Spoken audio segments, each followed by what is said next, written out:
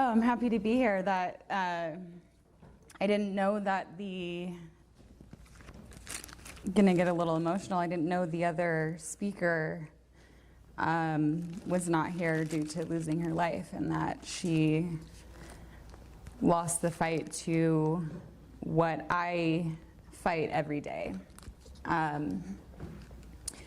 What I want to bring to this space, I do a lot of public speaking. My story is very public, and I'll always get critics, I always get supporters, I always get people that have opinions, and I want to, in this space, offer the recovery that I've been able to have through the severe addiction that I've had. But I also want to offer awareness to sex trafficking, and for those of you who don't know about it, it really is emotional that I just want to honor Emily and this space. I feel like she is definitely here. I always let people know the statistics of a woman surviving trafficking, making it out and actually not committing suicide is 1%. So when I wake up every day and I know that I have all of those odds against me, I fight harder to know that not only do I have addiction, but I have 6 years plus 10 years of domestic violence plus a childhood full of trauma that I have to fight against every day just to survive. And so where I've found my place right now is a lot of judgment and shame as to how it is that I continue to survive and what it takes for me to survive. And it's not just one thing. It takes me crouching and, crawling my way some days to my bed, to the safety of my apartment.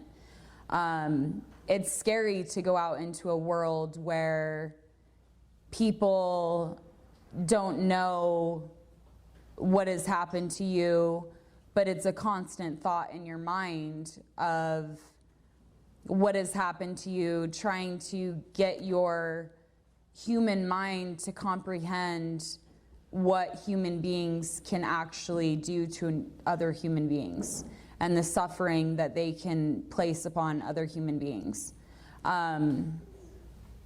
So I've brought in some things that I felt inspired to share.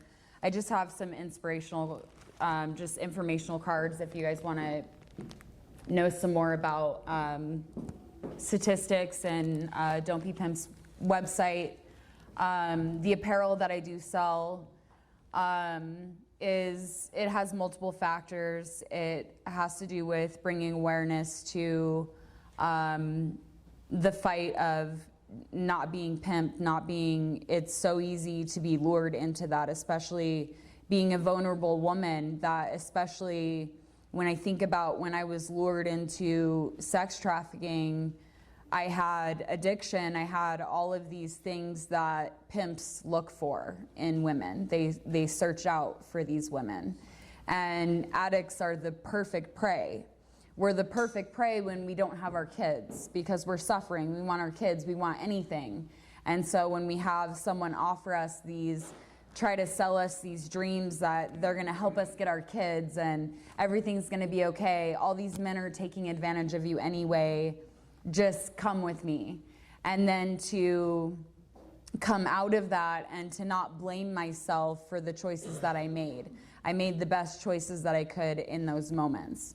And I know that I show up in a way that, I love sparkly shit. I think this world is dark and I want to wear the most sparkly shit. I want glitter, I want lights, I want glow sticks, I want anything shiny, I want light, I want anything that brings me joy because of what I have suffered. speaking about my recovery, I have, thinking back into my childhood, I've always had, and I am constantly working on my healing, so I'm constantly like figuring out like, okay, that makes sense as to why that happened when I was younger. But I've always suffered from chronic illness, and it always ramps up when I'm being abused or when I'm being neglected. And so I thrive when I'm in a loving environment, when I have support, when I have love, when I have connection. And so I've suffered for a long time with physical ailments, but due to sex trafficking, the point that, and I am in a trial against my trafficker, which is a lot of times what women don't do. They don't turn around and say, wait, I actually want to put you to a stop so that you don't hurt any more women, because I think of, you know, the age of my trafficker, and I'm like, wow, he's been doing this since he was 18, and he's, you know, coming up, you know, he's in his 40s. And if I think about how many women he's done this to, and I think about how strong I am as a person, and how much I can hold, and how much I could take, and how he almost took my life for money, it makes me, on one hand, want to have forgiveness because of who I am as a person for his soul. Like, what happened to you that made you feel like you could look at a human being and know that they're days away from dying, but you're still willing to take money from them? You know, I remember looking at him and seeing the look in his eye like he knew I was gonna die. He knew I was gonna die, but he still took money from me and said, get back to work. You know, he knew that my kids were away from me. And it's interesting when I look through, like, you know, your Google photos, and it's like, it was this battle between trying to be a mother and trying to like get my kids and trying to like keep them safe away from me, and like trying to not own the blame from people. Like, I just wanted my kids to be safe. And so people viewed that as me abandoning my kids or choosing drugs over my kids, but really what I was doing was protecting my kids from this monster that would not leave me alone. And it was not just one trafficker, it was many traffickers. And there's a reason that I'm a voice in this fight, and there's a reason that I don't listen to the critics. I don't listen to people who are there to tear me down, because I know I'm here for a reason. And I felt inspired to just say a prayer, if that's okay with everybody. And it's the prayer that I say every day. I usually add a little bit, but I just wanted to take a second and just say a prayer. So, God, I offer myself to thee, to build with me and to do with me as thou wilt. Relieve me of the bondage of self, that I may better do thy will. Take away my difficulties, that victory over them may bear witness to those I would help, of thy power, thy love, and thy way of life. And I try to carry on through my life in service of other people. I dedicate my life to what I can do to bring awareness, to help other people. And what you shared about Emily, it still makes me emotional, because it's like, that's the reality. That's the reality of what a trafficking survivor faces. And the world needs to know. It is time for the world to wake up. It is modern day slavery. It is soul warfare. Whatever your spirituality is. What my spirituality is that I know that in the darkness, I can work a lot of darkness. I can hold a lot of people down. You know, I could do a lot of things in the dark, but in the light, I'm just as light. I can do a lot of work in the light. And so I choose now, and I chose when I ran away, and I wasn't rescued by an ops team. It's sad when I think about the amount of, CPS was involved, police officers were involved, doctors were involved. I mean, just, I was begging for someone to help me, and no one would help me. And so what I had to do was run on my 70, 80-pound body that had nothing but Xanax and meth in it, and no sleep for 2 months. I don't even know how that's humanly possible. The only time I ever slept was if I nodded out and hit my head on the floor and then woke up and hit the meth pipe again. Like, what I look like now is not what I look like in my disease. In my disease, I was that person that was the person that was the trashy person, the person that you would pass by on the street and be like, wow, they're really sick, And what I was really numbing was, I remember thinking, this is what I have to do. I have to amp myself up to open this door to this scary person that might kill me, hurt me, rob me, do whatever. And then I would use Xanax to come down. And that was a constant battle. It was a miracle that I was able to feel inspired. I like to share the story about the time I ran away, and it's interesting because if you know me, you know that I have me and God, that's who I run with. I don't necessarily trust human beings because human beings have failed me. They failed me. If I trusted human beings, I would be dead. And so it's a process for me to be able to trust human beings again, and to trust that they will be there for me, they will show up for me. And that's something that is gonna take time. It's been 3 years since I've ran away. I've done a ton of hard work. I've been to 9 different treatment centers, 10 actually didn't graduate the 10th one because I had to go prostitute again. But I've done all of that, and I'm still willing to do more work. So right now in my life, I'm looking for a facility where I can take my kids and I can rest and I can really delve into what actually happened to me. Because therapists are afraid to open up my mind because they're things that have happened that you can't comprehend. The human mind just can't comprehend them. And in all of that is mixed in with addiction. Obviously, I have always been an addict, as thinking about when I was a child and just the things that I did. I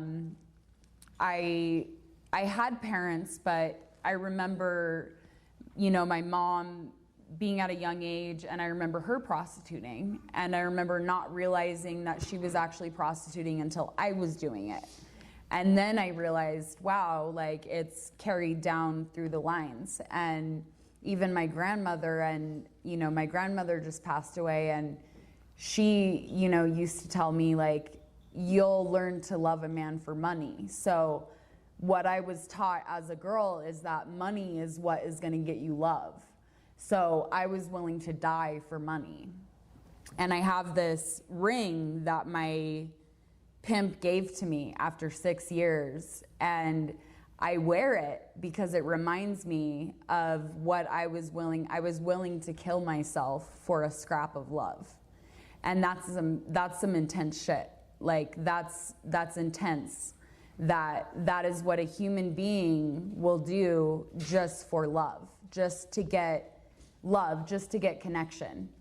And speaking about my addiction, I noticed things, thinking back through therapy, and I currently do therapy. I do equine therapy, I do rec therapy, I do 3 different kinds of therapy.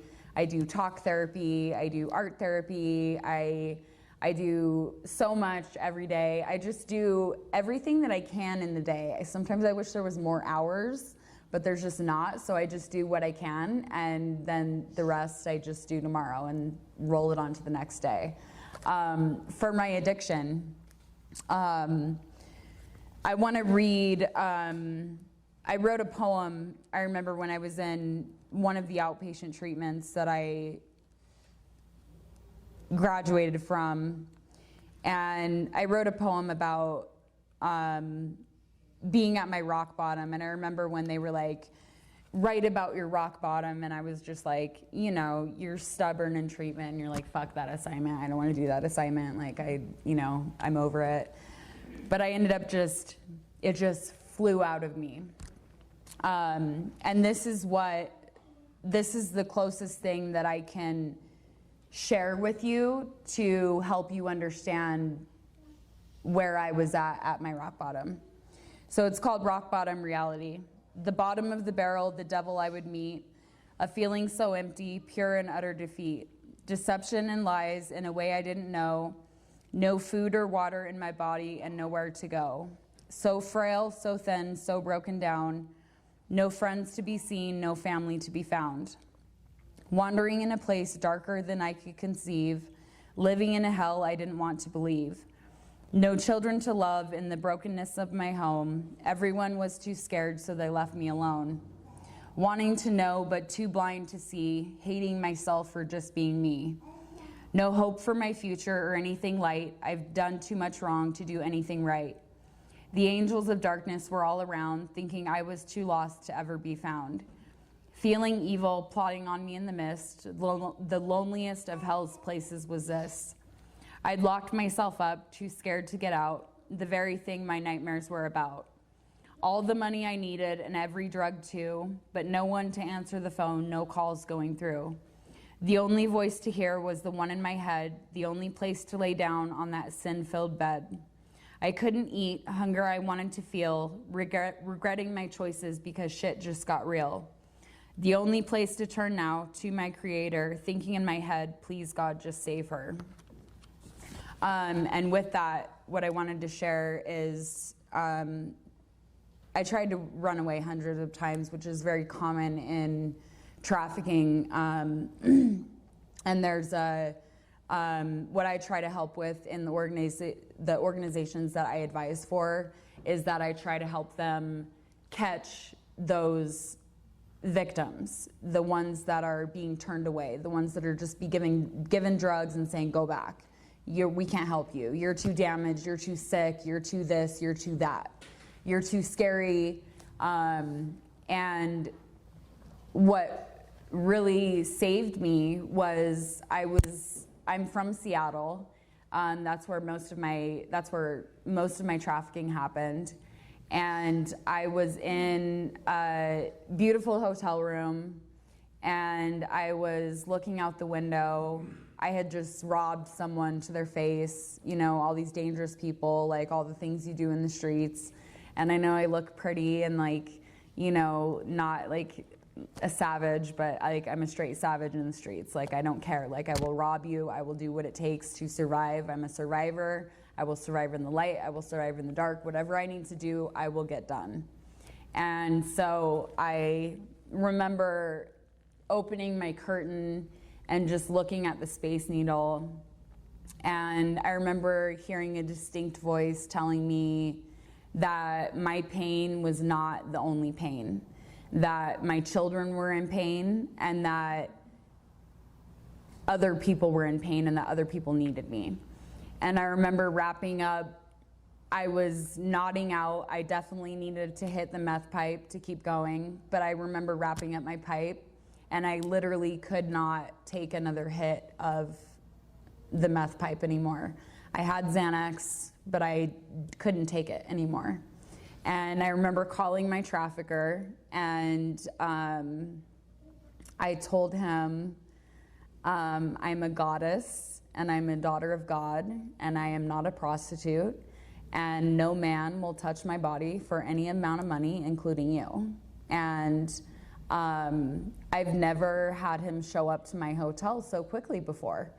And so he showed up, and I spent about 3 hours in the car with him.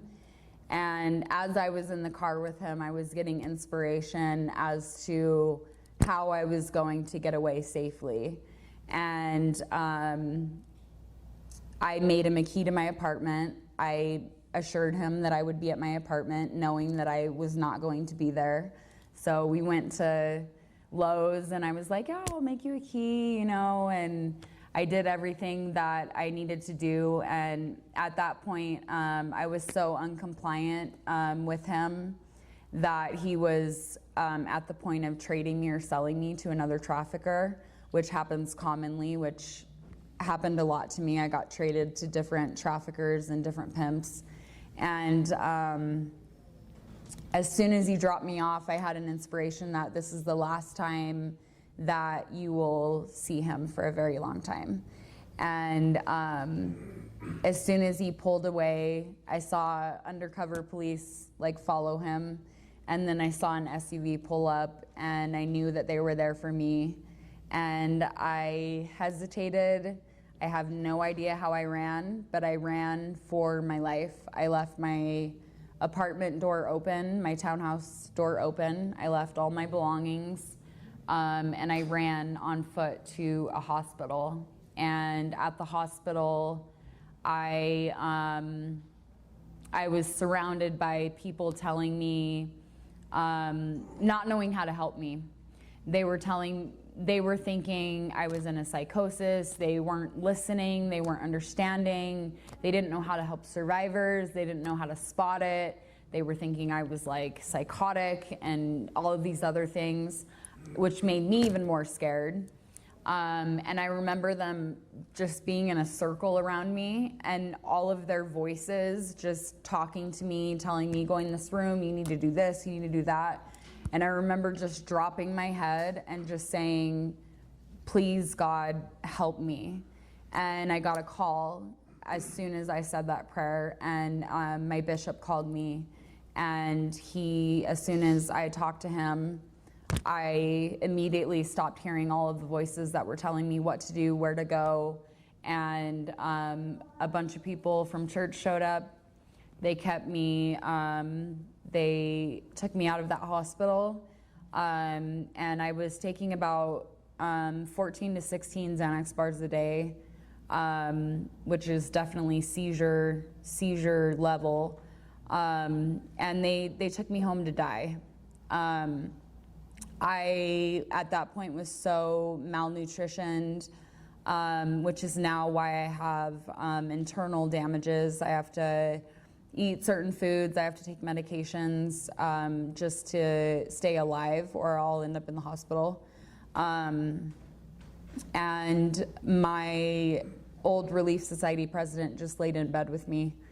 And they didn't expect me to make it through the night, but I made it through the night. And I ended up 3 days later in Utah, and I have been here ever since. And I have had things hit me. I have had deaths that have hit me. I have had traumas. I've been in abusive relationships. I have had relapses.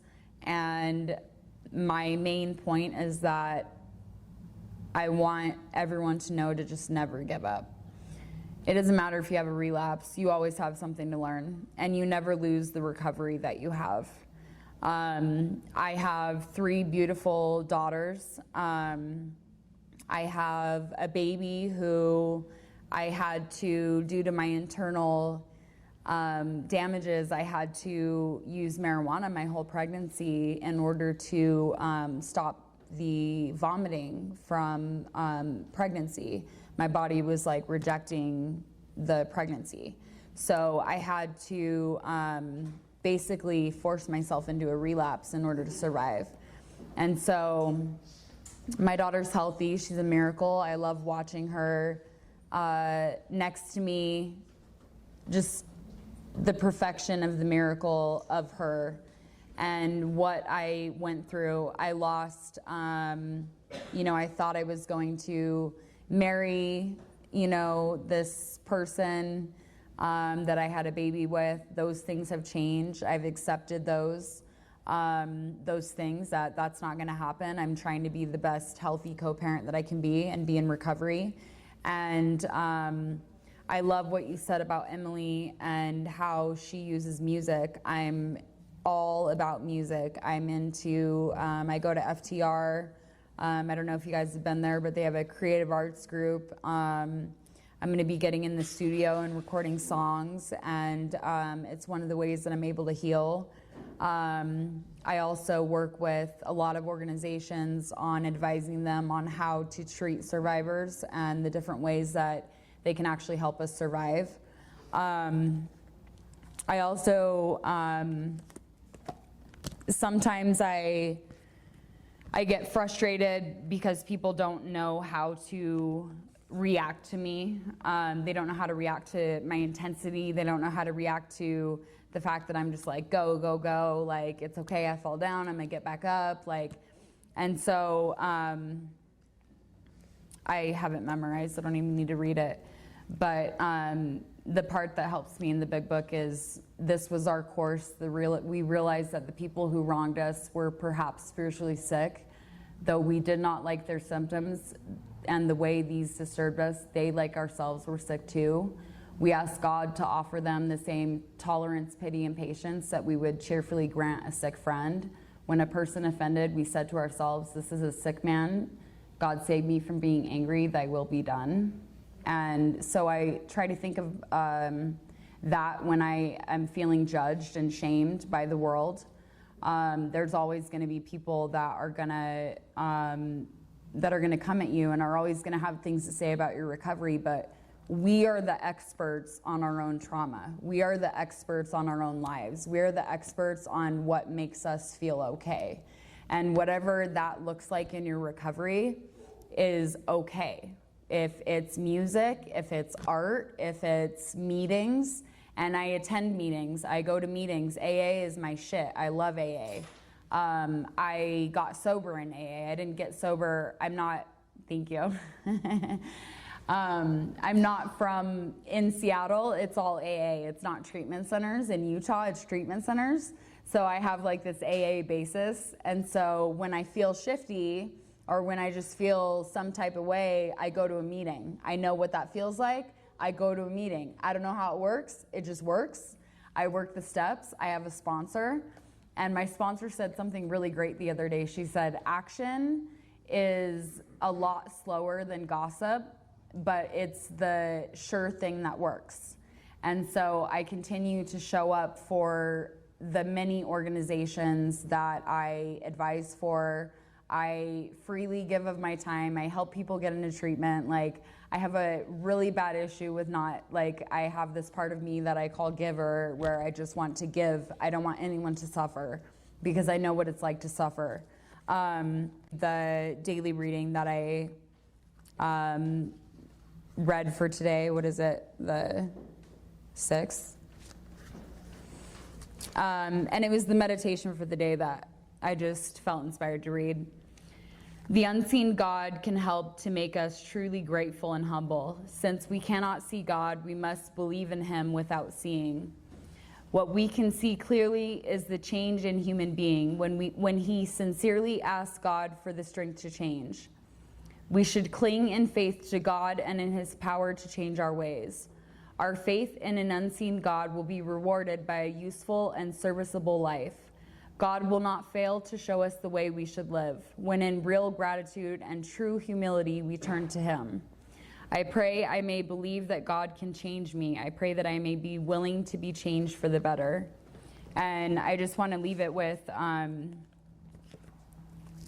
truly honored that I just want to honor Emily. And it reminds me of what I do this for, of why I fight to be a mother, why I fight for my recovery, why I don't let shame and blame and what other people have to say dictate what I do for my life, and that I will never give up, and that there's a reason why I'm called a survivor. There's a reason why I'm in this fight, and I intend on changing the world. I know that's a huge goal, but it's happening. I have the ability to, like, I get on these board meeting calls where I am like talking to people in different languages and I don't even know what they're saying. And we're coming up with ideas on how we can change trafficking in the world. And I've had the blessings to meet people that have the ability to make moves, and I have a voice in that. And I feel honored for this space. I feel honored that I was asked to speak here. I'm honored that all of you are here. And I just want to say, leave you with one last thing.